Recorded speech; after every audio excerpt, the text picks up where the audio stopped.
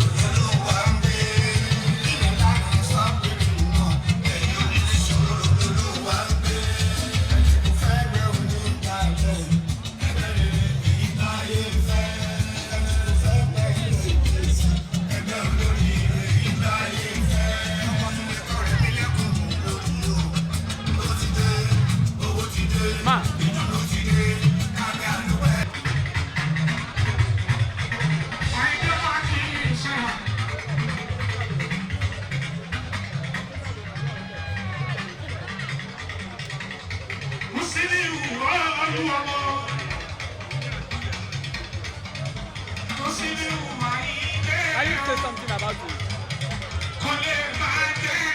Why are you shy? That is life. Yeah. Why are you shy?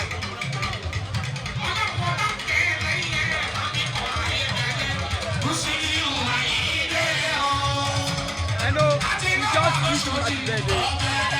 He said something about you and he wished you happy birthday. This life is life. Your name, and he said something about you and he wished you happy birthday.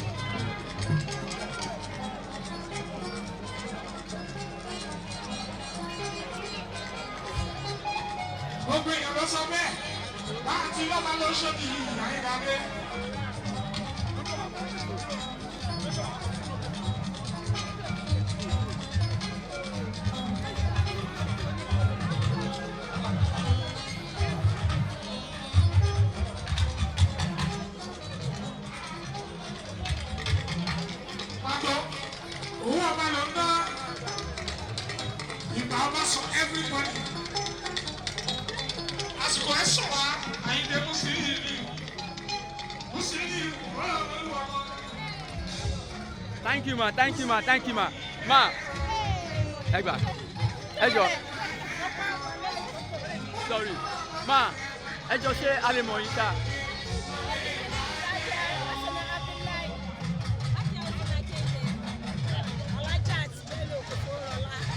Ma, what you can say about MC Oluomo?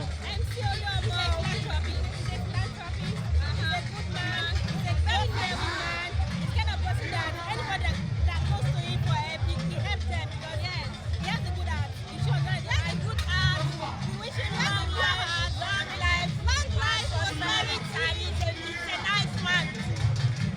And we just love him. We wish him many happy returns. May he live longer, be good and more well.